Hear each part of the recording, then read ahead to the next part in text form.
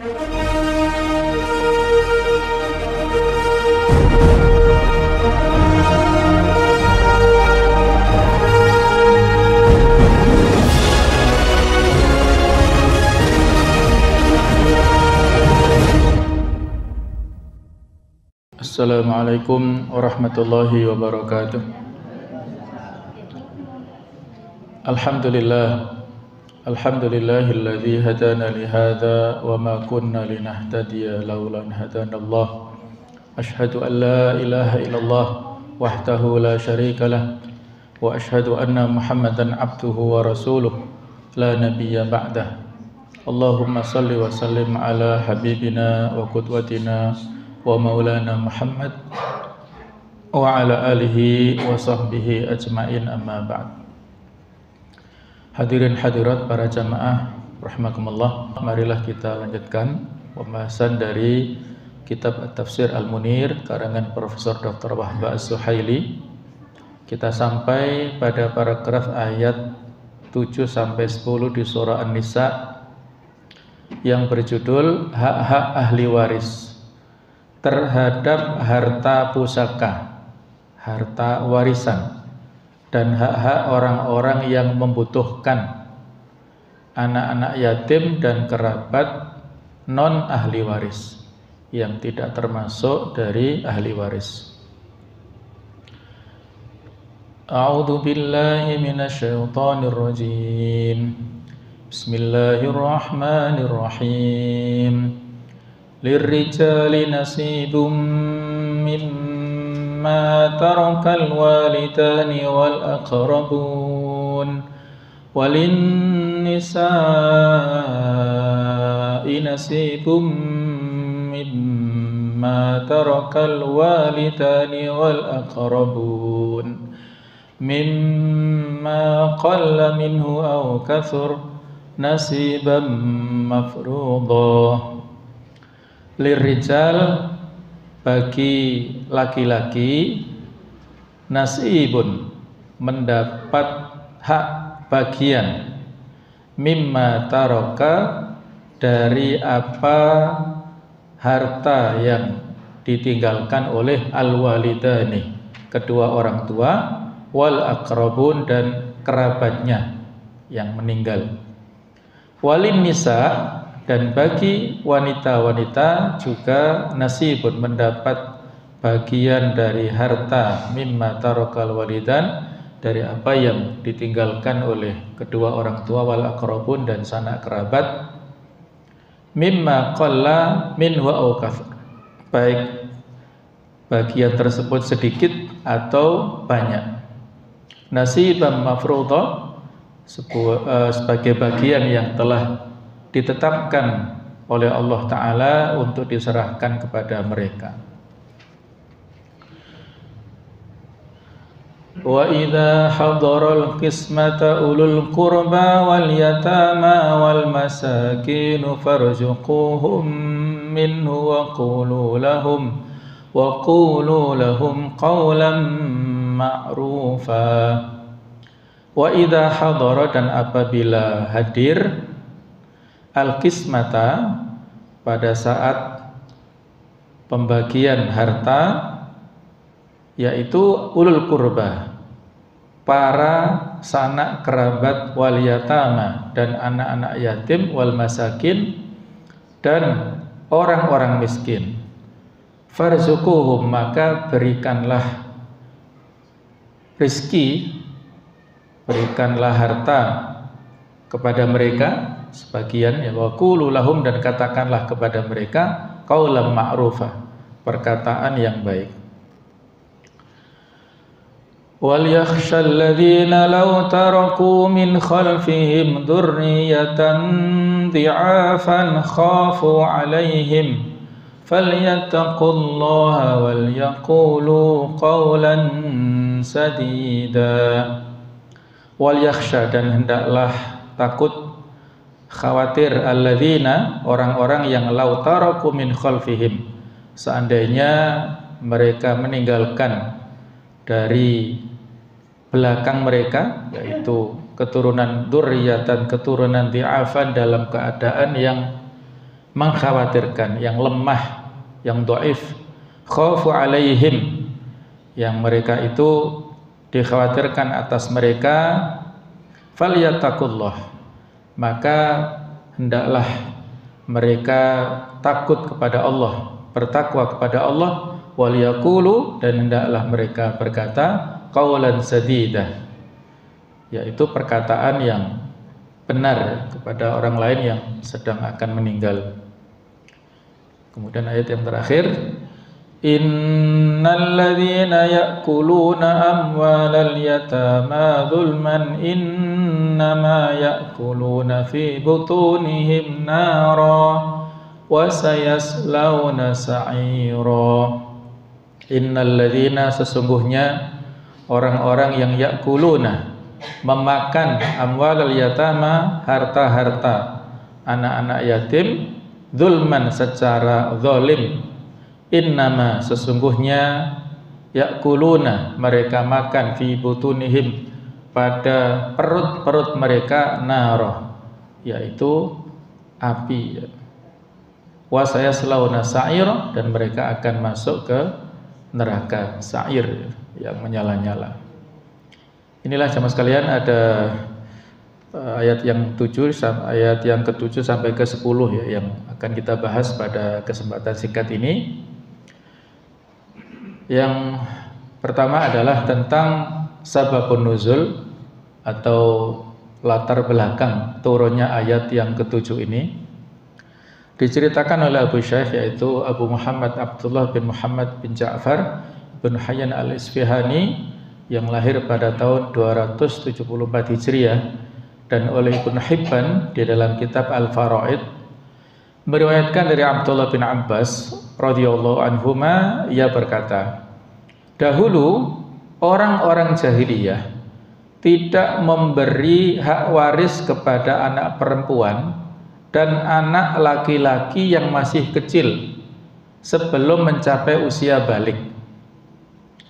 Lalu suatu ketika ada seorang laki-laki dari Ansor yang bernama Aus bin Thabit meninggal dunia dengan meninggalkan 2 anak perempuan dan 1 anak laki-laki yang masih kecil. Lalu 2 putra pamannya, keponakan daripada Aus, yang bernama Khalid dan Arfaton, yang merupakan ahli waris asobah atau sisa, datang dan mengambil semua pusaka atau warisan milik Aus bin Thabit. Lalu istri Aus bin Thabit, Ummu Kuhlah, datang menemui Rasulullah SAW dan menceritakan hal tersebut. Lalu Rasulullah berkata, aku tidak tahu apa yang harus aku katakan. Lalu turunlah ayat ini, yaitu surah An-Nisa ayat yang ke-7, lirijali nasibum mimma tarakal walidain wal aqrabun walin nisa'i nasibum mimma tarakal walidain wal aqrabun al-ayah. Sama sekalian, ini latar belakang turun ayat ini ya, yang saya beri penekanan yang bergaris yang berwarna biru ya, dengan cetak tebal ini sengaja saya berikan penekanan. Saya akan memberikan keterangan agak panjang terkait dengan kalimat ini ya. Jadi saat Ummu Kuhla ini datang untuk minta petunjuk, minta fatwa kepada Rasulullah SAW, beliau dengan tawadhu mengatakan, aku tidak tahu apa yang harus kukatakan. Karena memang saat itu, saat ada pertanyaan ini, wahyu belum turun. Jadi riwayat ini memberikan penegasan kepada kita tentang status abdun atau seorang hamba yang dimiliki oleh Nabi Muhammad SAW, sebagaimana dalam 2 kalimat syahadat yang selalu diingatkan ya, kita ingatkan terus-menerus tentang pemahaman 2 kalimat syahadat. Yang pertama adalah syahadatut tauhid, syahadah asyhadu an la ilaha illallah. Kita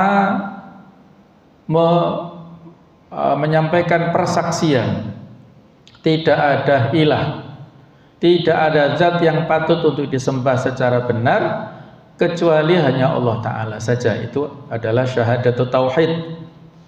Nah, kemudian yang kedua adalah syahadatul risalah, yaitu kita mengatakan wa asyhadu anna Muhammadan Abdullah wa Rasuluh. Kita bersaksi bahwasanya Nabi Muhammad itu seorang hamba Allah dan seorang Rasulnya.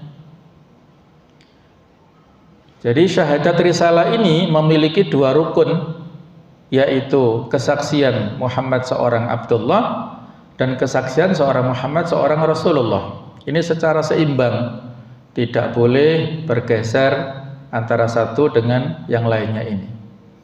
Syahadat Muhammad Abdullah ini nafyu al-ifrat atau al-hulu, menolak atau menafikan pengkultusan berlebih-lebihan, tidak boleh. Sedangkan syahadat Muhammad Rasulullah itu nafyu at-tafrid, menafikan, meninggalkan. Tafrid itu adalah mengesampingkan risalah atau syariat Rasulullah. Untuk yang kedua ini saya kira tidak ada masalah, semua kita sudah sepakat syariat Rasulullah harus kita laksanakan. Nah, persoalan yang menjadi PR kita bersama ini sebagian masyarakat ya, itu dalam syahadat yang pertama ini terlalu mengkultuskan posisi Nabi Muhammad SAW.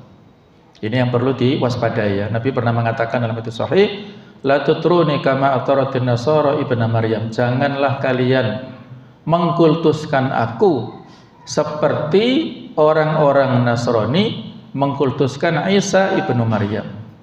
Innama ana abdun, sesungguhnya aku adalah hamba. Fakulu, katakanlah Abdullah wa Rasulullah, katakanlah bahwasanya aku adalah hamba Allah dan utusan Allah. Sebagaimana yang Allah firmankan di akhir surat Al-Kahfi, qul innama ana basyarum mithlukum, katakanlah wahai Muhammad, sesungguhnya aku adalah manusia seperti kalian. Yuha ilayya, tetapi diberikan wahyu kepadaku. Al-ayah. Jadi harus seimbang. Kita yakini beliau seorang abdun bin ibadillah, salah satu di antara manusia, tetapi saat yang sama beliau juga rasulun minal mursalin, salah satu dari para rasul yang harus kita laksanakan petunjuk dan syariatnya. Untuk posisi yang pertama ini yang kita contohkan di sini, kalau tidak ada wahyu yang turun, beliau tidak memberikan jawaban, tidak bersikap, karena beliau tidak mengetahui hal yang ghaib. Ini perlu dicatat, perlu diperhatikan ya. Beliau tidak mengetahui hal yang ghaib, yang belum terjadi, yang tidak ada informasi wahyu dari Allah Ta'ala, beliau tidak tahu tentang terjadinya hari kiamat.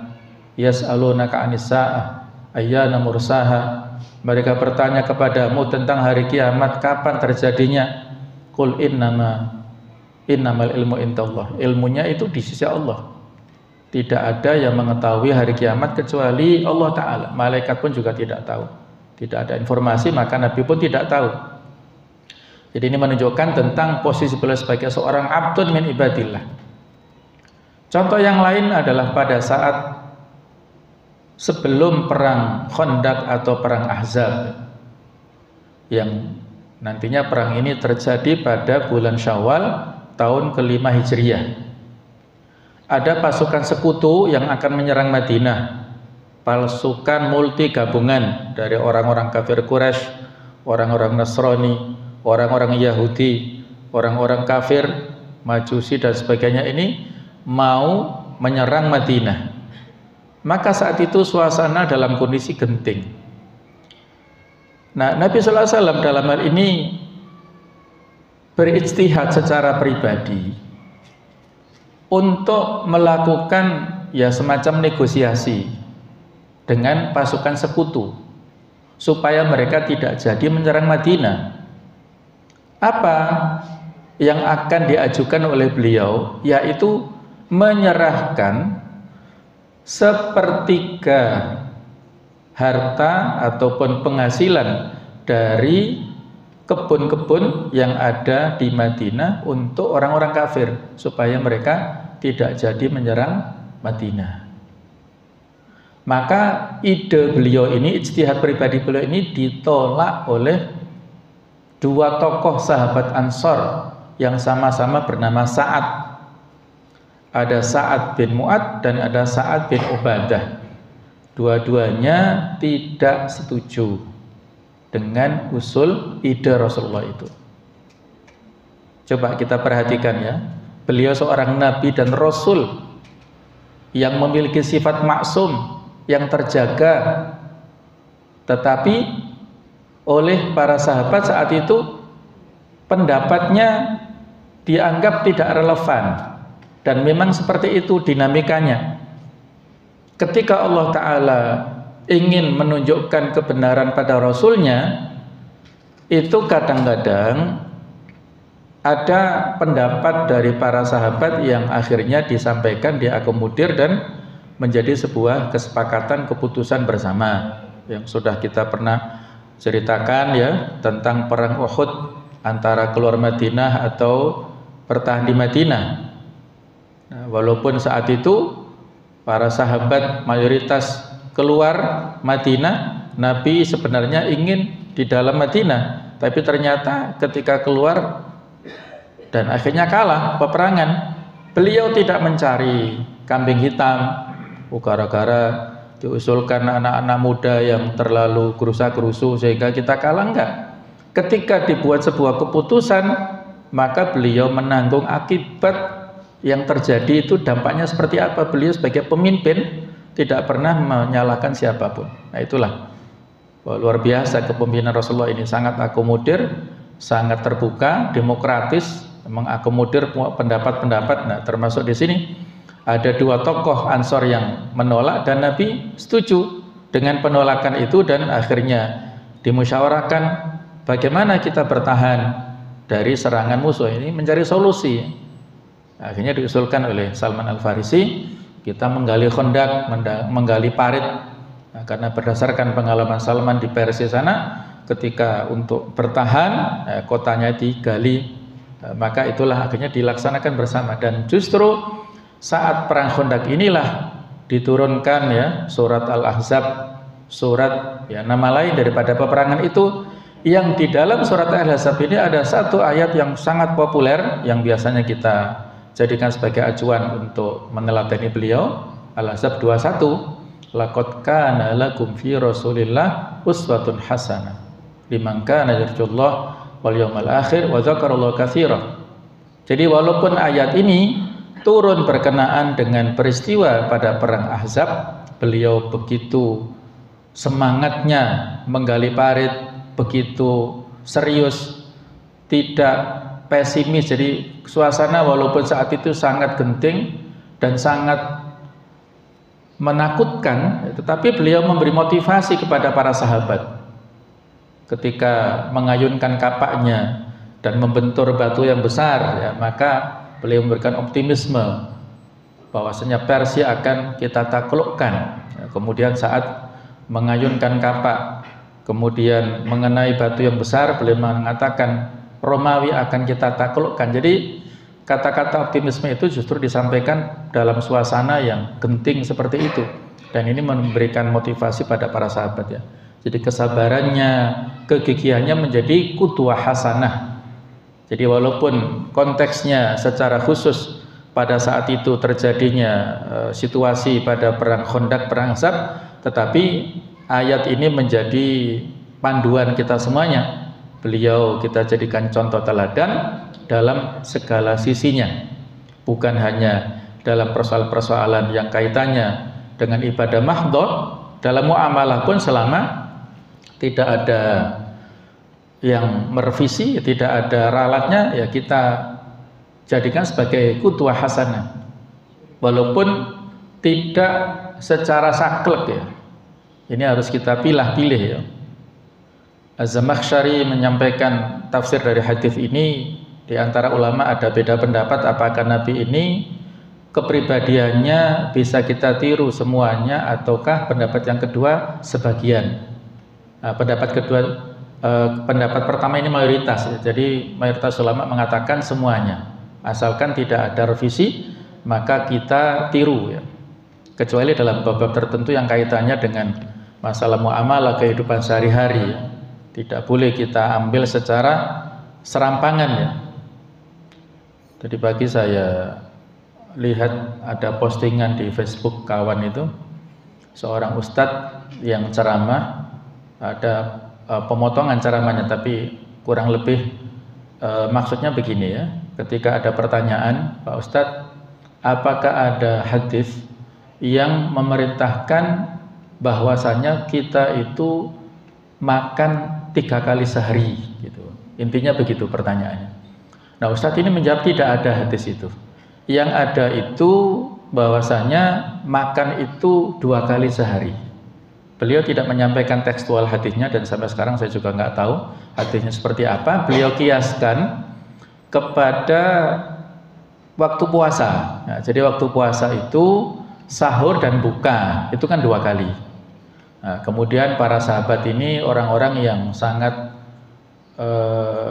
inilah dalam kondisi yang prihatin gitu ya. Abu Hurairah yang sering sehari makan, beberapa hari tidak bisa makan ya, karena beliau berada di Masjid Nabawi, Ahlus Suffah, tidak punya rumah, jadi nunggu kiriman baru makan. Kalau nggak ada kiriman orang-orang, beliau nggak bisa makan. Nah, begini begitu ya, sehingga ada semacam kesimpulan yang parsial bahwasanya kalau kita mengikuti Nabi dan para sahabat, makannya ya 2 kali, sehingga orang yang makan 3 kali itu ya kasarannya tidak nyunah lah begitu ya. Wah, ini kan persoalan tersendiri ya, kesimpulan begitu. Karena ini masalah makan itu masalah muamalah. Al aslu fil muamalah al ibahah, pada dasarnya dalam persoalan muamalah itu boleh selama tidak ada larangannya. Mau makan 3 kali, mau makan 2 kali, 1 kali itu selera masing-masing, tergantung kecukupan makanannya, asalkan batasannya apa, tidak israf ya, tidak mubadzir, tidak ada unsur-unsur yang berlebihan ya, pokoknya selamat dalam batasan-batasan yang normal, boleh-boleh saja.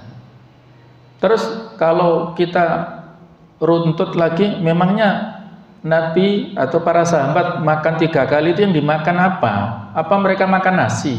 Gitu ya. Jadi teman saya yang upload itu, dulu di zaman Nabi tidak ada cilok, nggak ada bakso, nggak ada goreng-gorengan, masa dibid'ahkan itu semuanya. Wah, ini kan parah ya. Jadi kadang-kadang ya seperti itulah ya, macam-macam dalam mengambil kesimpulan hukum ini ya. Jadi kita perlu selektif ya, tidak kita telan mentah-mentah. Pada saat kita membaca referensi ayat atau hadis itu, kita cari substansinya. Kira-kira apa ya? Kan dalam memahami ya. Nggak tahu kapan ya waktunya, barangkali ada ini ya. Jadi ada manhajiyatul ijtihad ya. Ada konseptual dalam berijtihad. Jadi dalam menyimpulkan hukum itu kita tidak hanya memahami tekstual nusus teks Al-Quran atau hadis, itu hanya salah satu saja. Yang lainnya masih ada komponen 6 yang lainnya. Jadi ada 7 totalnya dalam hal untuk menyimpulkan sebuah hukum gitu ya. Ada fiqhul waqi', memahami realita. Ada fiqhun nusus, memahami teks Al-Quran dan hadisnya seperti apa. Ada fiqhul maqasid, memahami kira-kira tujuan daripada teks atau Al-Quran atau hadis ini apa. Itu ada, setiap ayat atau hadis ada tujuan syariatnya apa, sesuai dengan daruriyat al-khams itu ya. Jadi kepentingan, kebutuhan kita yang 5 itu, menjaga agama, akal, nasab, harta, kemudian kehormatan, itu harus ada dalam setiap, kira-kira ilatnya apa itu dicari. Kemudian ada fikul muwazanah, fikih pertimbangan. Ada fikul ma'alat, yaitu fikih yang kaitannya dengan dampak-dampak Ada yang keenam adalah fikul aulawiyat, fikih prioritas. Baru yang ketujuh itu eksekusinya, fikut tanzil, fikih terapannya seperti apa. Orang-orang yang saya lihat secara pribadi atau sebagian para ustadz ya, itu ketika menghadapi fenomena kasus tertentu yang dipakai hanya fikih nusus, fikih tekstual, ayatnya apa, hadisnya apa, terus dibuat sebuah kesimpulan hukum. Tidak ada tahapan-tahapan yang saya sebutkan, sehingga apa hasilnya ya tekstual, hasilnya normatif, atau hasilnya tidak aplikatif, tidak sama dengan realita. Contoh misalnya ya, mohon maaf contoh, ada seorang gadis yang hamil di luar nikah. Ketika memberi fatwa, apakah boleh gadis ini aborsi, menggugurkan kandungannya sebelum usia ditiupkan ruh pada janin? Usia berapa ya? Sebelum usia 120 hari, sebelum 4 bulan itu kan belum ada ruh. Boleh enggak? Nah, ini harus ditanya dulu. Status hamilnya ini kronologisnya bagaimana? Berarti kan harus dilihat fikul wakiknya dulu. Fikih realita yang dihadapi oleh gadis ini apa? Apakah dia hamil karena hubungan bebas dengan pacarnya, atau mungkin hamil karena diperkosa oleh penjahat, atau mungkin misalnya kasus di Palestina sana dihamili oleh orang Israel misalnya. Ini kan beda kasus antara yang kondisi begini dan kondisi seperti itu. Kondisi normal dengan kondisi darurat berbeda. Nah, itulah yang saya maksud ya, ketika kita memberi sebuah atau mengambil sebuah keputusan itu harus dengan integral ya, dengan pandangan yang utuh, tidak parsial. Nah, jadi itu mohon maaf ya karena panjang pembahasan ini tentang jawaban Nabi yang ini contoh abdun min ibadillah. Beliau salah satu di antara hamba Allah yang mungkin kadang khilaf, kadang salah, tapi enggak Allah biarkan. Allah tegur lewat wahyu turun ataukah lewat para sahabat yang kemudian dibenarkan oleh Allah Subhanahu wa taala. Kemudian sebab turunnya ayat yang ke-10, Muqatil bin Hayyan berkata, ayat ini turun berkaitan dengan seorang laki-laki dari Ghatafan bernama Marsad bin Zaid yang mengurus dan mengelola harta putra saudaranya atau keponakan yang merupakan anak yatim. Lalu ia memakan harta keponakannya tersebut. Lalu turunlah ayat ini, innal ladzina ya'kuluna amwal yatama dzulma innama ya'kuluna fi butunihim nara wa sayaslawna sa'ira. Jadi teguran yang keras kepada orang ini, dan ini berlaku untuk semuanya, bukan hanya kepada yang bersangkutan tapi untuk kita semuanya. Berikutnya tentang tafsir dan penjelasan. Anak-anak yatim memiliki hak yang sama untuk mendapatkan bagian warisan dari harta pusaka peninggalan kedua orang tua atau kerabat. Tidak ada perbedaan antara anak yatim laki-laki dan anak yatim perempuan, dan tidak ada perbedaan antara apakah harta pusaka yang ada jumlahnya banyak atau sedikit. Semuanya sama menurut hukum Allah. Meski berapapun harta pusaka yang ada, mereka semua sama-sama memiliki hak untuk mendapatkannya. Meskipun jumlah bagian yang didapatkan berbeda-beda antara ahli waris satu dengan yang lainnya, sesuai dengan bagian yang telah ditetapkan Allah untuk masing-masing dari ahli waris, sesuai dengan jenis hubungan masing-masing dengan orang yang meninggal dunia. Apakah jenis hubungan tersebut adalah kerabat atau ikatan suami istri? Kemudian Allah menguatkan hak mereka ini dengan ayat nasibam mafruḍah, yaitu sebuah bagian yang telah Allah tentukan, yang menjelaskan bahwa hak mendapatkan bagian warisan merupakan hak yang pasti dan telah ditentukan. Tidak ada seorang pun yang boleh menguranginya. Kemudian tentang ayat yang ke-8, Al-Quran menyinggung tentang sebuah kondisi kejiwaan yang mungkin muncul, yaitu perasaan tidak suka ketika ada kerabat lainnya yang tidak berhak mendapatkan bagian warisan ikut hadir di majelis pembagian harta waris ini. Dalam masalah ini Al-Quran menegaskan bahwa jika ada kerabat para ahli waris atau anak-anak yatim dan orang-orang miskin datang ke majelis pembagian harta pusaka, maka hendaklah mereka diberi sesuatu meskipun sedikit dari harta pusaka yang ada, dan hendaknya dikatakan kepada mereka perkataan yang baik dan permintaan maaf yang halus dan sopan yang bisa menenteramkan hati, tidak menimbulkan perasaan benci, kecewa dan iri ya. Dikasih uang dengar gitu ya, bukan uang suap, bukan ya, uang dengar ya. Maksudnya supaya dia juga tidak ada timbul sakit hati atau iri ya, kok itu dapat bagian sementara dia yang menyaksikan hadir itu tidak dapat apa-apa. Nah ini dikasih farzuquhum minhu, ini ada keterangannya ini ya. Yang dimaksud al-qismah wa idza hadara al-qismah ini di sini adalah pembagian harta pusaka di antara para ahli waris. Sedangkan yang dimaksud ulul qurba adalah para kerabat yang tidak mendapatkan hak bagian warisan dari harta pusaka dikarenakan mereka adalah mahjub, terhalang mendapatkan bagian dari harta pusaka dikarenakan adanya ahli waris yang lebih dekat. Nanti lebih jelas ada penjelasan ya di hukum waris pada ayat yang ke-11 dan 12 lebih jelas lagi. Ini hanya muqaddimah tentang warisan. Atau dikarenakan mereka termasuk dzawil arham.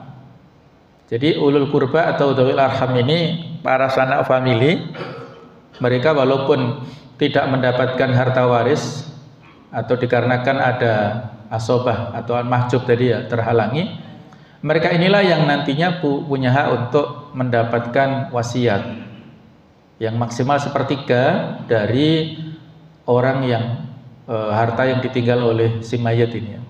Sedangkan yang diperintahkan di sini adalah wali atau anak yatim ketika telah balik dan telah menerima hartanya. Dhamir hu ini dikatakan ha karena kalau satu huruf disebut hak.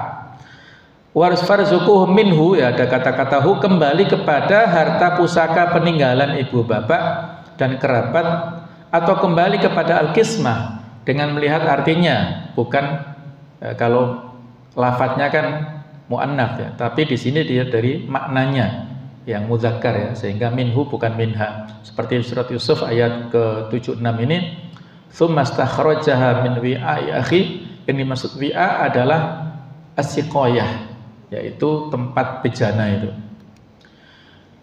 Nah, mayoritas ulama ahli tafsir di antaranya Ibnu Abbas dan Sa'id bin Jubair berpendapat bahwa ayat ini termasuk ayat yang muhkamah, yang tetap hukumnya, tidak mansukhoh, tidak terhapus, tidak direvisi.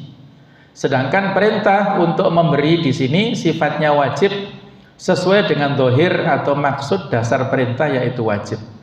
Namun sayangnya hal ini tidak ditinggalkan dan tidak lagi dipraktekkan oleh orang-orang, seperti masalah perintah meminta izin ketika masuk rumah. Adapun perintah atau pesan ayat ini ditujukan kepada ahli waris dewasa dan wali ahli waris yang masih anak-anak yatim.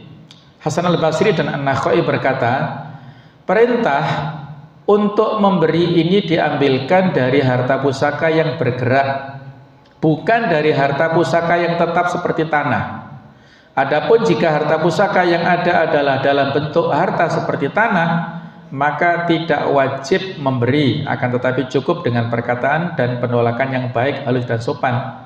Karena kalau tanah ini jumlahnya besar, kalau dikasih kepada orang yang melihat tadi hanya sekedar hadir, dikasih bonus untuk supaya dia tidak iri, tidak hasad tadi, kalau berupa tanah terlalu besar ya, maka yang dikasihkan adalah uang cash ataupun ya kalau sekarang mungkin uang yang bisa ditransferkan misalnya, atau dalam bentuk yang lain, bukan properti dalam bentuk harta tetap yang tidak bergerak yang ini jumlahnya besar. Sedangkan para fuqahaul amsar, amsar di sini adalah negeri-negeri atau kota-kota, berpendapat bahwa perintah ini bersifat sunnah dan diperintahkan adalah para ahli waris dewasa. Karena seandainya orang-orang yang datang ke majelis pembagian harta pusaka tersebut memang memiliki hak bagian tertentu, maka tentunya Allah juga akan menjelaskannya seperti hak-hak yang lain. Dan karena Allah tidak menjelaskannya, maka kita bisa mengambil kesimpulan bahwa perintah memberi ini hanya bersifat sunnah atau tidak wajib ya. Jadi coba kita kembali ke ayat tadi ya. Dalilnya ayatnya perintah, farzuquhum minhu, berikanlah rezeki kepada mereka dari harta warisan itu. Jadi al-aslu fil amril wujub, kata ulama ahli usul ya. Pada dasarnya perintah itu mengandung unsur kewajiban. Nah, tetapi di sini ada sebuah korina, logika-logika yang menurunkan dari yang sifatnya wajib menjadi yang sunnah, yang menurut para fuqahaul amsor ini ya, yang ini adalah para fuqaha yang tersebar luas di kota-kota dan ini lebih relevan, lebih realistis. Ini hukumnya sunnah saja, tidak sampai wajib. Kalau wajib maka akan diberikan bagian berapa, karena tidak ada bagian tertentu, apakah sepertiga ataukah seperempat, tidak ada bagian, maka ini hukumnya tidak wajib. Orang-orang yang hadir tadi ya, semacam bonus tadi. Juga seandainya memang wajib, maka tentunya ada riwayat tertentu yang menjelaskan kalau hal itu memang wajib karena faktor-faktor yang menghendaki adanya riwayat tersebut sudah terpenuhi, karena begitu butuhnya orang-orang miskin kepada bantuan dan pemberian. Dan seandainya seperti itu, maka tentunya penjelasan kalau hal itu wajib akan diriwayatkan kepada kami dengan bentuk riwayat mutawatir. Namun ketika semua itu tidak ditemukan, maka kita bisa mengambil kesimpulan bahwa perintah memberi ini tidak wajib ya. Barangkali kalau situasi sekarang ini ya, misalnya kalau saat pembagian zakat fitrah atau zakat mal ya di akhir-akhir Ramadan, nah mungkin ada di sekitar masjid ini ada para fakir miskin, mungkin orang-orang yang mengemis ya, duduk melihat ya pembagian, para panitia sibuk. Nah mungkin barangkali menurut saya pribadi ya, analisanya ini bisa dianalogkan seperti orang ini ya, orang yang hadir pada saat, walaupun konteksnya berbeda. Kalau ini harta warisan, kalau ini kan harta zakat sodako, yang kalau dianalogkan atau dilogikakan, orang-orang yang berprofesi sebagai pengemis atau minta-minta itu kan masuk ya. Salah satunya kalau mereka betul-betul miskin itu dalam kategori 8 asnaf kan, yaitu fuqara masakin. Walaupun juga perlu diseleksi atau diklarifikasi. Kadang-kadang ada pengemis di Kota Malang, rumahnya di Malang Selatan, tingkatnya lantai 2, lebih bagus daripada orang-orang yang di kota. Di sana punya kendaraan, mobil, begini begitu, punya aset sawah. Nah, sementara yang di kota lebih miskin ya, atau orang-orang penduduk kota lebih. Nah ini sesuatu yang harus diklarifikasi tadi ya.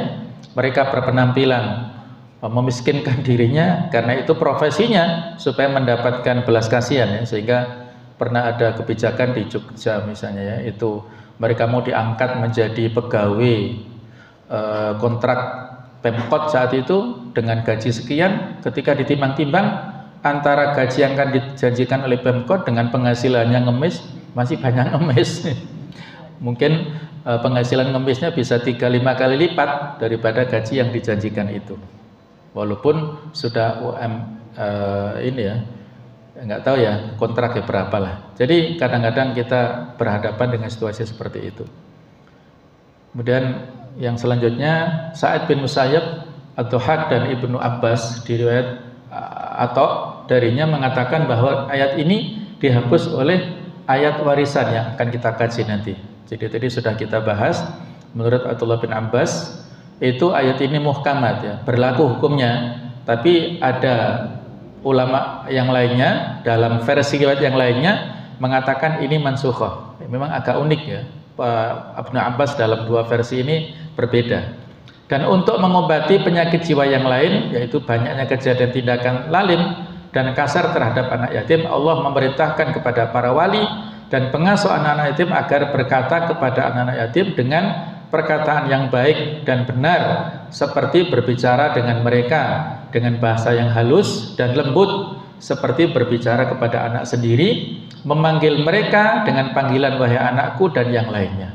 Hendaknya para wali dan pengasuh anak-anak yatim tersebut sadar dan ingat bahwa mereka tidak lama lagi juga akan meninggalkan anak-anak mereka setelah mereka mati, dan tentunya mereka sangat mengkhawatirkan anak-anak mereka tersebut nantinya tersia-siakan dan terlantar jika mereka ditinggal mati.